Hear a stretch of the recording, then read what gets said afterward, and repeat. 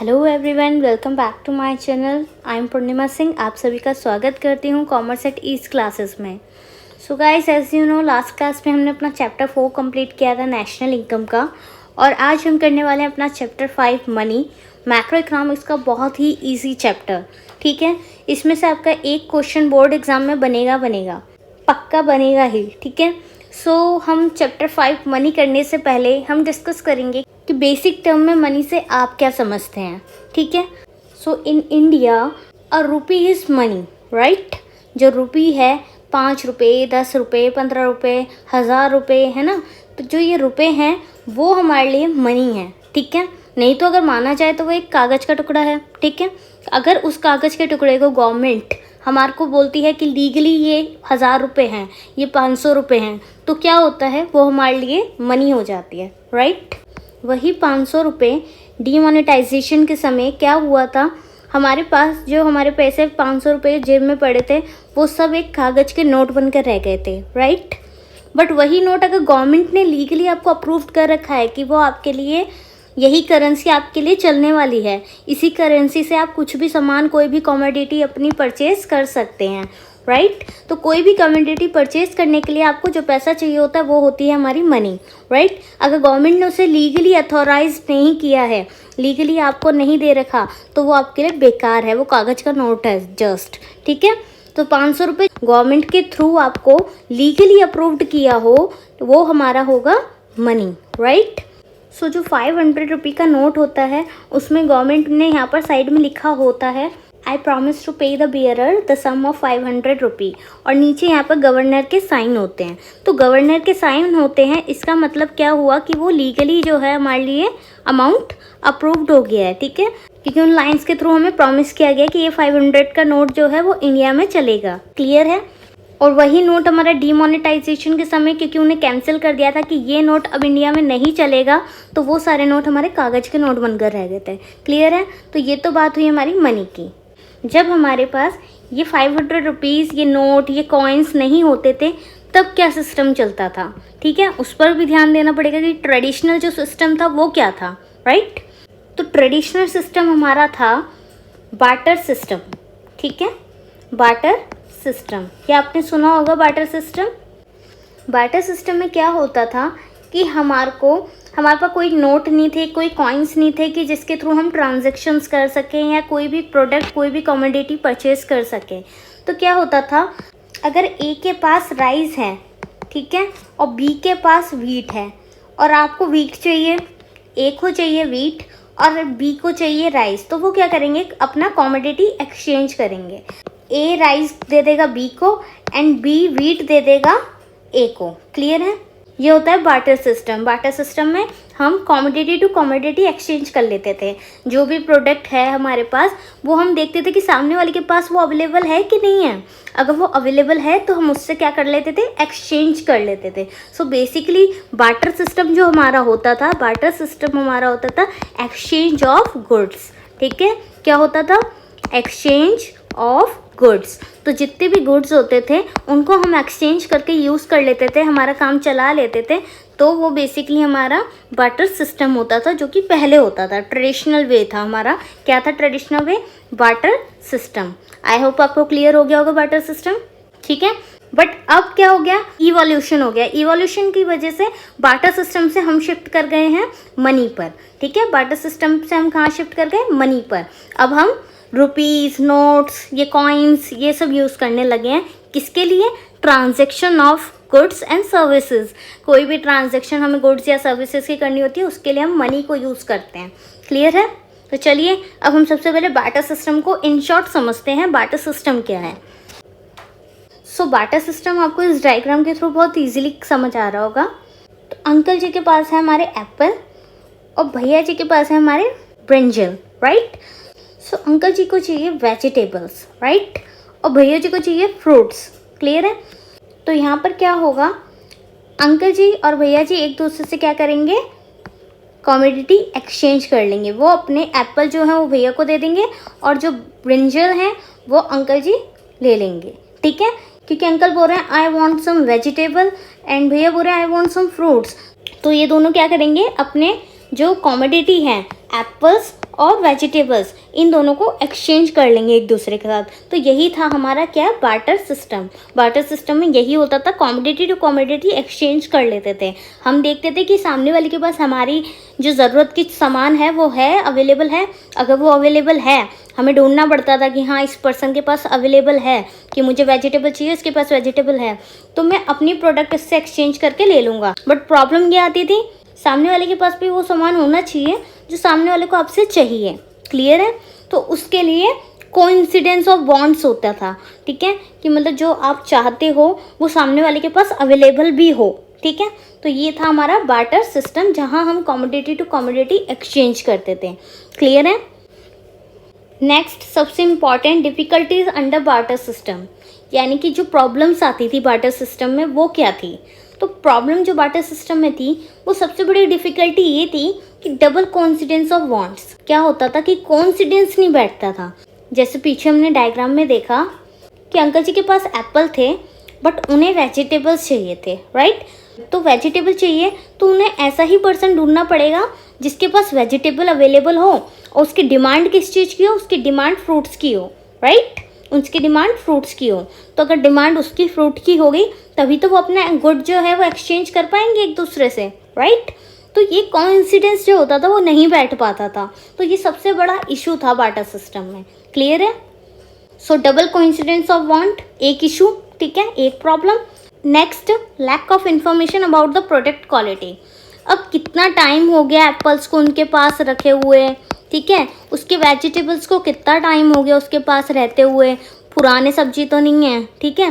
तो ये सब जो है प्रोडक्ट की क्वालिटी की इंफॉर्मेशन इतनी नहीं होती थी, क्योंकि सबसे पहले तो कोइंसिडेंट हो जाए उनकी वांट्स का, यही सबसे बड़ा मुश्किल काम था, ठीक है ना। तो पहले तो उस पर्सन को ढूंढना जिसके पास वो सामान उसका अवेलेबल है, ठीक है, एप्पल उसके पास अवेलेबल हो। तो सबसे बड़ी डिफ़िकल्टी तो यही है कि पहले वांट जो हम चाहते हैं वो हमें मिल जाए, उसके बाद मिल तो जाए बट उसकी क्वालिटी कैसी है, ये एक इशू, कि क्वालिटी कैसी भी हो हमें लेनी पड़ेगी। कि बहुत मुश्किल से तो हमें पर्सन मिला है जिससे हम गुड एक्सचेंज कर सकते हैं। अब उसमें भी हम ड्रामा दिखाएंगे तो फिर वो कहेगा नहीं भैया रहने दो, मैं नहीं दे रहा आपको सामान, फिर आप क्या करोगे, है ना। तो इसलिए हम चुपचाप ले लेंगे चाहे उसकी क्वालिटी कैसी भी हो। सो ये भी प्रॉब्लम थी बार्टर सिस्टम की, ठीक है। नेक्स्ट है इम्पॉसिबिलिटी ऑफ सब डिविजन। अब लाइक बस काऊ है, ठीक है, और किसी पर्सन के पास वीट है, राइट। अब वीट जो है वो मान लो 10 किलो है, ठीक है, बट काऊ का वेट 10 किलो तो नहीं होगा, है ना।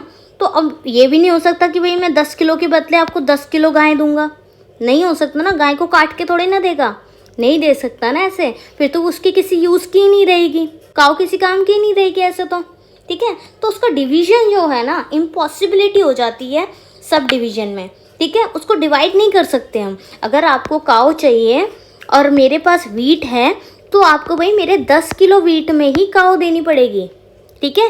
मैं कोई डिवीजन नहीं कर सकता, आपको काऊ चाहिए तो लो, नहीं तो कोई बात नहीं, मैं आपको वीट नहीं दूंगा, खत्म बात, ठीक है। So impossibility of subdivision, clear है। Next, no unit of account to measure the worth of goods. कोई मेजरमेंट नहीं होती, है ना, मैंने दिखाया आपको यहाँ पर कोई मेजरमेंट नहीं है यहाँ पर। तो ये भी एक प्रॉब्लम हो जाती है कि 10 किलो के बदले उसको 50 किलो का या 100 किलो की चीज़ भी देनी पड़ रही है, क्योंकि उसको कॉन्फिडेंस मिल गया भाई मुझे गाय चाहिए तो गाय मिल रही है, ठीक है। अब उसकी मुझे 10 किलो के बदले लेनी पड़ेगी तो कोई नहीं, लेनी पड़ेगी, मेरी ज़रूरत है कि मुझे चाहिए गाय, ठीक है ना। तो ये भी एक बहुत बड़ी डिफ़िकल्टी हो जाती है, बहुत बड़ा प्रॉब्लम है बार्टर सिस्टम का। सो बार्टर सिस्टम जो था वो हमारा पुराना केस था, ठीक है। पहले के टाइम में ये सब होता था कि हम कमोडिटी एक्सचेंज कर लेते थे, बट अब क्या है, अब हम शिफ्ट कर चुके हैं। अब हमारे पास क्या आ गया है जिसके थ्रू हम बहुत इजीली ट्रांजैक्शन कर लेते हैं, वो चीज़ क्या है, वो है मनी। मनी आ गया अब हमारे पास, ठीक है। तो चलिए नेक्स्ट स्लाइड में देखते हैं। So now we are discussing about money. So सबसे पहले हम देखते हैं डेफिनेशन, क्योंकि मनी की डेफिनेशन क्या होती है, जब भी कोई मनी से रिलेटेड क्वेश्चन आता है तो आपको सबसे पहले उसकी डेफिनेशन देनी पड़ेगी, ठीक है। मनी की डेफिनेशन इन शॉर्ट बहुत ही इजी वे में, money is that part of a person wealth that can be readily used for purchasing goods and services. क्या कह रहा है ये, मनी वो पार्ट होता है पर्सन की वेल्थ का जो कि इजीली क्या कर देता है, परचेज कर लेता है गुड्स को और सर्विसेज को। पैसा देकर हम कुछ भी, कोई भी सामान, हमें जिस भी चीज़ की ज़रूरत है वो हम खरीद सकते हैं, कोई भी सर्विस जिस चीज़ की हमें ज़रूरत है हम ले सकते हैं, राइट। तो मनी बहुत ज़्यादा ही इम्पॉर्टेंट फैक्टर है हमारी डिमांड्स को पूरी करने के लिए, ठीक है। So money is that part of person wealth that can be readily used for purchasing goods and services. Clear है। It is universally acceptable. अब मैंने क्या कहा, इंडिया में रुपी चलता है, राइट। तो वो क्या है, वो हमने एक्सेप्टेबल है, इंडिया में एक्सेप्टेबल है कि भाई हम रुपी जो है वो यूज़ करेंगे, राइट। तो हमारे को पता है हमारा जो रुपी का नोट है वो इंडिया में चल जाएगा। बट वही अगर हम यूएस में जाके चलाएं तो क्या रुपी चलेगा? नहीं चलेगा। उनकी खुद की करेंसी है, कौन सी? Dollar, right. डॉलर चलेगा तो वहाँ रुपी नहीं चलेगा। तो यूनिवर्सली एक्सेप्टेबल, अब इंडिया में वो एक्सेप्टेबल है तो यूनिवर्सली एक्सेप्टेबल मतलब सब लोग उसे एक्सेप्ट कर रहे हैं। And hence can be exchange for other commodities very easily, और बहुत ही इजीली एक्सचेंज भी हो जाती है कमोडिटीज़, ठीक है। ये नहीं होता कि मुझे गेहूँ चाहिए उसके बदले मुझे गाय दे दो, है ना। तो ये सब डिफ़िकल्टीज नहीं आती। Hence can be exchange for other commodities very easily, ठीक है। तो ये बात हुई मनी की डेफिनेशन की। अब हम बात करते हैं मनी के फंक्शंस की, कि मनी के फंक्शंस क्या हैं, क्या काम करता है मनी, ठीक है। पहले हम ये फंक्शंस देख लेते हैं, मैं आपको समझा देती हूँ, उसके बाद इन्हें याद करने का बहुत इजी ट्रिक समझाऊंगी आपको, ठीक है। So function of money, primary function हमारा जो है वो है medium of exchange. Medium of exchange मतलब जिसके थ्रू हम इजीली एक्सचेंज कर सकें। एक करेंसी बना दी हमने कि 500 रुपये का नोट है, ठीक है। 500 रुपये के नोट के थ्रू हम इजीली एक्सचेंज कर सकते हैं, चाहे हमारे को गाय खरीदनी हो, चाहे हमें आटा खरीदना हो, फल खरीदना हो, सब्जी खरीदना हो, ईच एंड एवरीथिंग, कुछ भी हम खरीद सकते हैं through medium of exchange. Money हमारा मीडियम ऑफ एक्सचेंज है, ठीक है, जिसके थ्रू हम कुछ भी खरीद सकते हैं। मेजर ऑफ वैल्यू, मैंने आपको कहा था कि हम मेजरमेंट नहीं कर पाते थे बार्टर सिस्टम में, राइट। बट मनी के थ्रू ये बहुत ईजी हो गया कि हम मेजरमेंट कर पा रहे हैं। अगर हमारे को 1 दर्जन केले लेने हैं वो 60 रुपीज़ के हैं, ठीक है।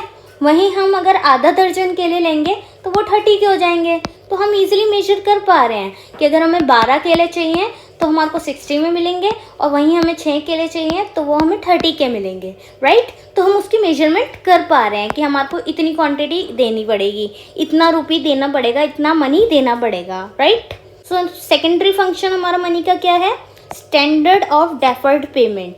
डेफर्ड पेमेंट मतलब जो भी हम उधार में पेमेंट करते हैं इन फ्यूचर में आपको पे कर दूंगी, ठीक है, कि भाई मेरी सैलरी 10 तारीख तक आएगी तो मैं आपको 10 तारीख तक इसकी पेमेंट कर दूंगी। तो ये हो गई स्टैंडर्ड ऑफ डेफर्ड पेमेंट। हमारे पास ऑप्शन होता है कि हाँ भाई हम आपको 10 तारीख तक पैसा दे देंगे। तो डेफर्ड पेमेंट मतलब क्रेडिट, उधार में जो पैसा कि बाद में दे देंगे इन फ्यूचर, ठीक है, ये हो सकता है मनी हो तो। और जैसे हमारे पास ब्रेड है और एक जगह रोटी है, ठीक है, तो मैं आपको ये तो नहीं कहूँगी कि मैं रोटी आपको इन फ्यूचर दे दूँगी, जब भूख आज लगे तो रोटी तो आज ही का चाहिए ना, आज ही तो कमोडिटी एक्सचेंज करूँगी फिर मैं, ये तो नहीं इन फ्यूचर कर लूँगी। बट जो मनी है ना, मनी के थ्रू क्या हो गया, वो चीज़ें ईजी हो गई। मनी के थ्रू चीज़ें ईजी हो गई कि हाँ भाई हम इन फ्यूचर आपको अपने 500 रुपीज़ दे देंगे, ठीक है। तो इससे हमारे को सहूलियत मिल गई, ठीक है। अब नेक्स्ट है हमारा store of value. Next store of value, वही जैसे मैंने ब्रेड का एग्जांपल दिया। अगर सब्जी अंकल जी को आज चाहिए तो ये तो है नहीं वो कहेगा कि मैं परसों तक दे दूंगा आपको, तो तब तक तो सब्जी सड़ सकती है ना, तो उसको स्टोर नहीं कर सकते। बट मनी क्या है, मनी को सब लोग अपने अपने की बैंक्स में भी रखते हैं, ठीक है, बैंक में भी रखते हैं, और अपने घर में भी अलमीराज में रखते हैं, है ना। तो स्टोर ऑफ वैल्यू मतलब वो स्टोर हो सकती है, ठीक है। मनी जो है वो ड्यूरेबल है, टिकाऊ है, यानी कि वो ख़राब नहीं होगी, ठीक है, स्टोर करके रख सकते हैं। बट जो वो प्रोडक्ट बार्टर सिस्टम में क्या था, बार्टर सिस्टम में हम सामान को ज़्यादा दिन तक नहीं रख सकते थे, वो ख़राब हो सकती थी, वो सड़ सकती थी, राइट। बट अगर हम मनी को रखना चाहें तो रख सकते हैं, वो ख़राब नहीं होगी और सड़ेगी नहीं, ठीक है। तो ये थे primary and secondary function of money, clear है। अब इसको याद करने का एक तरीका बताती हूँ आपको, इसे आप कैसे याद करोगे। एक टर्म है, जिस तरह मैं बोलूँगी उसी तरीके से आपको याद हो जाएंगे हाथ के हाथ। आप मेरे साथ ही बोलेंगे, money has its function for medium, measure, standard, store. These are our 4 functions of money. Money has its function for medium, measure, standard, store. So medium and measure are primary functions and standard and store these are our secondary functions. Clear है? ठीक है, तो ये term अगर आप याद रखेंगे तो आपको फंक्शंस आपके एग्जाम में यूं ही माइंड में क्लिक कर जाएंगे कि हाँ फंक्शंस क्या थे, ये लाइन एकदम से आपको याद आएगी और आप बोलेंगे और आपको क्लियर हो जाएगा कि medium, measure, standard, store. So medium of exchange, measure of value, standard of deferred payment and store of value. Clear है? So money is a matter of function for a medium, measure, standard, store. Clear है? ये हो गए हमारे function. तो आपको money की definition भी याद हो गई होगी, बहुत शॉर्ट, बहुत ही इजी वे में लिखवाई है और उसी के साथ आपको फंक्शंस भी याद हो गए होंगे आई होप. चलिए नेक्स्ट चलते हैं. अब हम इनके फंक्शंस देख लेते हैं इन ब्रीफ. तो ये हैं हमारे फंक्शंस विद डेफिनेशंस. देखिए ये मत कहिएगा कि मैं क्यों करवा रही हूँ, बट बात यह है कि मैंने आपको प्रॉमिस किया था कि मैं आपको हर चीज़ करवाऊंगी, कुछ भी जो है टॉपिक हो या कॉन्सेप्ट हो, कोई भी कॉन्सेप्ट में हम लोग नहीं छोड़ेंगे, राइट. तो हम इस कॉन्सेप्ट का, आई नो ये थ्योरेटिकल पार्ट है, ये आप डेफिनेशंस बुक्स में से भी कर सकते हैं, बट मैं जो डेफिनेशंस लाई हूँ आपके लिए ईजी लाई हूँ. इससे क्या है कि अगर आप इनको करोगे तो आगे आप बुक्स में से भी जो आपको लाइन्स याद करनी है वो सब ढूंढ के लिख सकते हैं और याद कर सकते हैं. ठीक है, मैं आपको मना नहीं करूँगी बुक्स में से मत करो, वो भी करो, बट ये क्या है कि आपको ईजी समझाने में और समझने में ईजी रहेगा कि मीडियम ऑफ एक्सचेंज क्या है, मेजर ऑफ वैल्यू क्या है, स्टैंडर्ड ऑफ डेफर्ड पेमेंट क्या है, स्टोर ऑफ वैल्यू क्या है. ठीक है, तो ये आपको ईजी कर देगा कॉन्सेप्ट को कि इसके अंदर या ये वर्डिंग या मीनिंग क्या है उसे समझने में. ठीक है, तो जल्दी जल्दी हम कर लेते हैं medium of exchange. So medium of exchange, money has no power to satisfy human wants, but it commands power to purchase those things which have utility to satisfy human wants, right. तो medium of exchange मतलब money के पास ये power नहीं है कि वो satisfy करे human को, ठीक है, but it has command power. उस नोट से वो क्या कर सकता है, purchase those things which have utility to satisfy human wants, यानी कि ह्यूमन वांट्स को सेटिस्फाई कर सके वो चीज़ें वो खरीद सकता है. किसके थ्रू? मनी के थ्रू. तो मनी के पास ये पावर है कि उसके थ्रू हम कुछ भी खरीद सकते हैं और हम सेटिस्फाइड हो सकते हैं. ठीक है, कि मानो अगर हमारे को अच्छा खाना खाना है, हमें रेस्टोरेंट में जाना है, महंगे से महंगा खर्चा करना है, तो किसके थ्रू करेंगे? अगर हमारे पास मनी होगी तभी तो करेंगे. ठीक है, अगर हमारे को रिक्शा में ट्रैवल नहीं करना, हमें कार चाहिए, तो किसके थ्रू होगा? मनी के थ्रू ही तो होगा. तो हमारी जो वांट्स है वो किसके थ्रू सेटिस्फाइड होगी? ऑब्वियसली मनी के थ्रू. ठीक है, so this is a medium of exchange. Money is medium of exchange. Measure of value. Measure of value क्या है? Money serves as measuring rod, that is in terms of money value of goods and services are measured. मैंने आपको समझा दिया पीछे कि हमारे को मनी के थ्रू हम क्या करते हैं, जो भी वैल्यू ऑफ गुड्स और सर्विसेज है उनको मेजर्ड कर पा रहे हैं. ठीक है, कि 60 रुपये देने हैं हमारे को 12 बनाना के. ठीक है, 12 बनाना के, वहीं हम 30 रुपये दे रहे हैं 6 बनाना के, राइट. तो ये हमारा क्या हुआ, ये मेजरिंग रॉड हो गई कि हम 60 रुपये में हम 12 बनाना खरीद सकते हैं और 30 रुपीज़ में हम 6 बनानाज ले सकते हैं, राइट. तो ये हो गई major of value. Next secondary functions हमारे, स्टैंडर्ड ऑफ डेफर्ड पेमेंट. ठीक है, डेफर्ड पेमेंट क्या है? मैंने आपको बताया कि जब भी हमारे को क्रेडिट में ट्रांजेक्शन करनी होती है, उधार में पैसा लेना होता है, तो वो होता है डेफर्ड पेमेंट. ठीक है, तो चलिए देखते हैं. Today most of the transaction takes place on the basis of credit loans. ठीक है, समझाया था मैंने. क्रेडिट लोन्स जो उधार में लिया जाता है, लोन लिया जाता है ना, can be taken and repaid only in terms of money. इसके टर्म्स में पे करेंगे हम, मनी की टर्म्स में पे करेंगे. ठीक है, repaid only in terms of money. Money bridges the gap between present and future market can only be possible with the use of money. Money के थ्रू ही जो ये गैप है प्रेजेंट का और फ्यूचर का वो पॉसिबल हो पाया. ठीक है, कि मैं बोलती हूँ कि भाई आज मेरे पास 500 रुपये नहीं है, ठीक है, मैं तुझे दूंगा 10 तारीख को.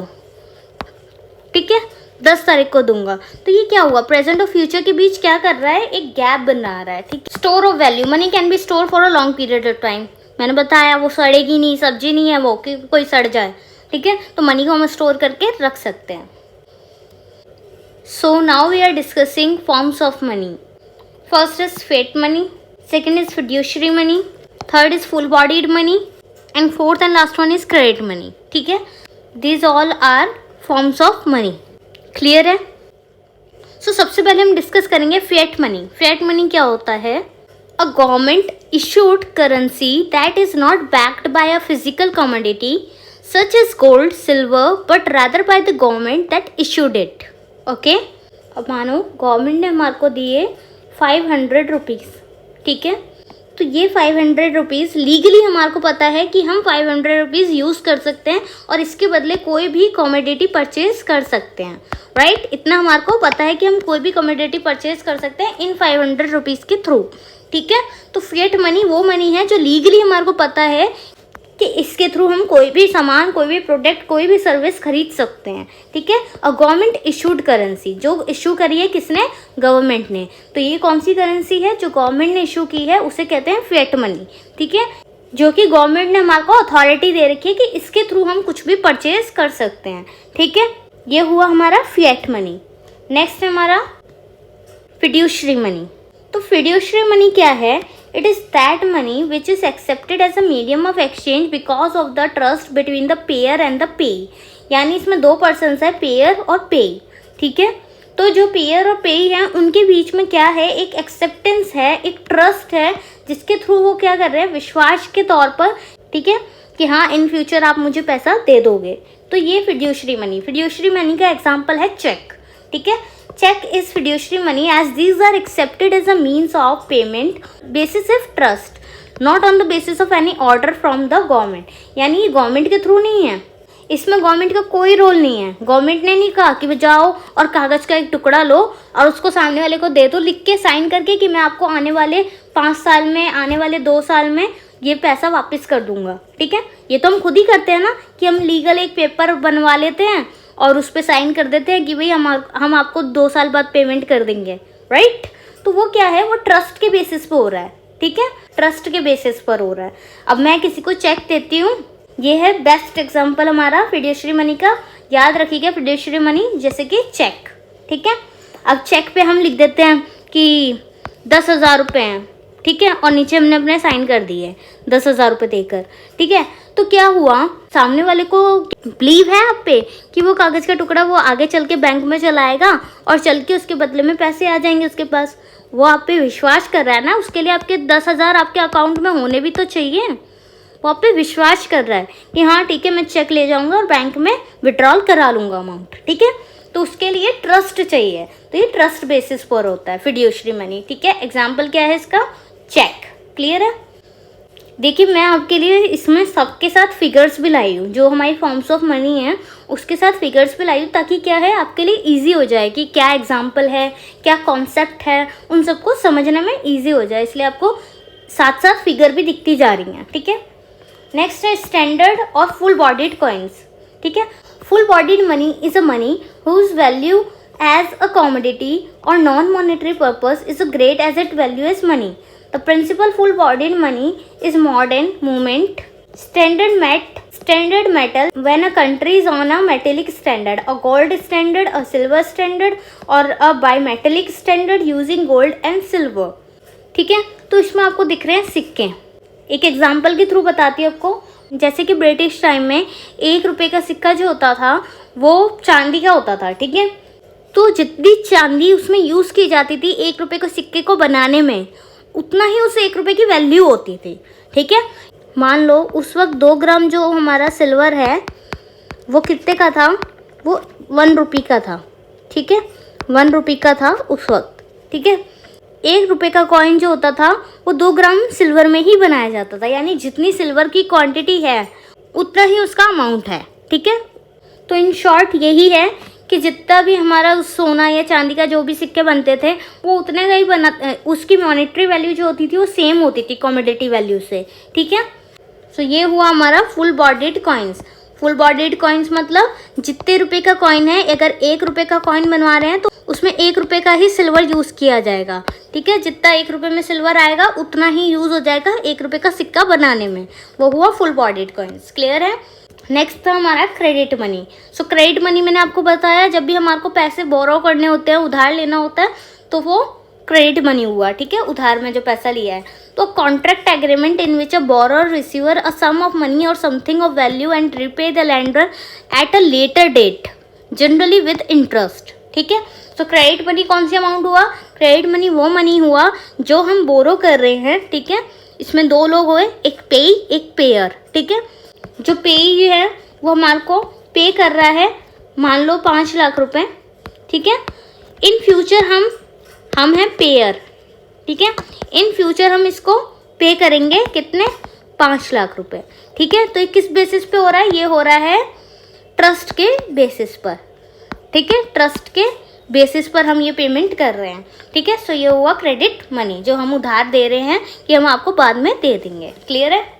तो ये था हमारा कॉन्सेप्ट फॉर्म्स ऑफ मनी का, जिसमें हमने क्या क्या पढ़ा?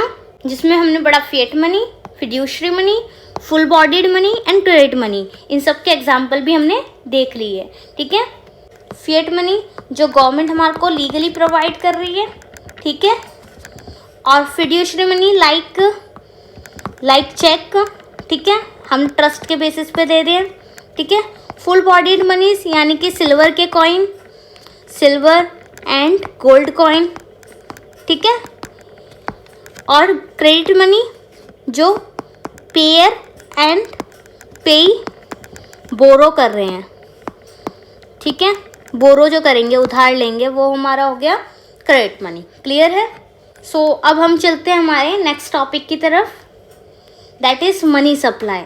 सो मनी सप्लाई क्या है? The supply of money means the total stock of all forms of money like coins, paper money, demand deposit etcetera which are held by the public at any particular point of time. So basically जो money supply है वो हमारा कौन सा concept है? Stock concept है, जिसमें coins, paper money जो है, डिमांड डिपॉजिट जो है वो सेव करके रखी जाती है। Which are held by the public, यानी किसके थ्रू रखी जा रही है? पब्लिक के थ्रू रखी जा रही है। पब्लिक अपने पास उस पैसे को स्टॉक करके रख लेता है, ठीक है। स्टॉक करके रख लेता है क्यों? क्योंकि वो इन फ्यूचर उसका यूज़ करेगा eight any particular point of time, ठीक है। तो सप्लाई ऑफ मनी जब भी फर्म्स वगैरह टोटल स्टॉक कर लेती हैं, लाइक कॉइन्स है, पेपर मनी है, डिमांड डिपॉजिट्स है, which are held by the public at any particular point of time, that is called money supply. Clear है? सो मनी सप्लाई में सबसे इम्पॉर्टेंट कॉन्सेप्ट है मेजर्स ऑफ मनी सप्लाई। इससे related भी बहुत सारे आपके एमसीक्यूज बन जाते हैं, तो इसको बहुत ही प्रॉपरली अच्छे से दिमाग में बैठा के फिर करना, ठीक है, क्योंकि मनी सप्लाई के इसमें एमसीक्यूज बनते ही बनते हैं। ये है मनी सप्लाई के 4 measures, M1, M2, M3 and M4, ठीक है। ये 4 मेजर्स हम मनी सप्लाई के पढ़ने वाले हैं। सो M1 में क्या क्या आता है? M1 रिप्रेजेंट करता है C plus DD plus OD को, C plus DD plus OD। C represent कर रहा है करेंसी को, DD रिप्रेजेंट कर रहा है डिमांड डिपॉजिट को, एंड OD रिप्रेजेंट कर रहा है अदर डिपॉजिट्स को, ठीक है, अदर डिपॉजिट्स ऑफ RBI। जब M1 का हम मेजर लिखेंगे तो उसमें हम डालेंगे currency, demand deposit, other deposit, ठीक है, C plus DD plus OD, ठीक है। अब जब हम M2 की बात करेंगे, M2 में हम क्या करेंगे? M1 को इंक्लूड करेंगे, यानी कि जो ये तीनों कंपोनेंट्स हैं वो सब C plus DD plus OD जो है, यानी M1 पूरा का पूरा आ जाएगा M2 में, plus saving deposit with post office savings bank, ठीक है। जो भी सेविंग हम कर रहे हैं पोस्ट ऑफिस सेविंग्स बैंक्स में, वो सब भी हमारा किस में आ जाएगा? M2 में आ जाएगा, ठीक है। तो M2 पूरा M1 को इंक्लूड कर रहा है और saving deposit with post office saving bank. फिर M3 की बात करते हैं। M3 में भी क्या होगा? M1 होगा ऐड, ठीक है, पूरा M1 यानी C plus DD plus OD plus time deposit with banks, ठीक है। जो भी टाइम डिपॉजिट विद बैंक्स होगा वो भी उसमें ऐड हो जाएंगे। लास्ट वन मेजर है हमारा M4। M4 में क्या होगा? M3 आएगा हमारा, ठीक है। M3 क्या था? M1 प्लस टाइम डिपॉजिट, पूरा का पूरा M3 आ जाएगा, plus total deposit of post office savings organisation excluding NSC। NSC क्या होता है? नेशनल सेविंग सर्टिफिकेट होता है, जिसमें भी NSC होगा उसे एक्सक्लूड कर देंगे, ठीक है, वो सारी सेविंग्स नहीं डालेंगे। तो M4 में M3 आएगा और टोटल डिपॉजिट्स आएंगी हमारी पोस्ट ऑफिस की, ठीक है। तो ये थे हमारे मेजर्स मनी सप्लाई के। बेसिकली हमारा जो आपसे मनी सप्लाई में पूछा जाएगा वो डेफिनेशन होगी मनी सप्लाई की, ठीक है, और फॉर्म्स ऑफ मनी पूछी जाएगी, कौन कौन सी होती है, M1, M2, M3, M4। Clear है। और बाकी के जो भी क्वेश्चन इनमें से जो पिछले साल में पूछे गए हैं, जो भी क्वेश्चन बने हैं, उन्हें मैं देखूंगी और फिर आपको आगे आने वाली क्लासेस में जब हम रिवीजन करेंगे तब हम देखेंगे कि कौन से या किस तरीके के क्वेश्चंस आ रहे हैं एग्जाम में। ठीक है, तो वो सब हम डिस्कस करेंगे। सो इसी के साथ अब हमारा चैप्टर 5 मनी जो है वो ख़त्म होता है। ठीक है, नेक्स्ट क्लास में हम चैप्टर 6 करेंगे जो कि होगा बैंकिंग का। ठीक है, मनी एंड बैंकिंग का मर्ज क्लासेस भी होती है, बट हम आपको इसको मनी का चैप्टर 5 अलग कराया है और चैप्टर 6 जो बैंकिंग है वो अलग करवाया है। ठीक है, ताकि आपको जो कॉन्सेप्ट है वो ईजिली क्लियर हो जाए। क्लियर है। तो आने वाली क्लासेस में हम करेंगे चैप्टर 6 बैंकिंग, मैक्रो इकोनॉमिक्स का। और अगर आप चैनल पर नए हैं तो चैनल को सब्सक्राइब कर लीजिए ताकि आने वाली सभी वीडियोस मैक्रो इकोनॉमिक्स की और इंडियन इकोनॉमी की आपको मिलती रहें। उसके लिए पहले ही चैनल को सब्सक्राइब कर लीजिए। So stay tuned with us. Thank you so much for watching this video. Bye bye, take care.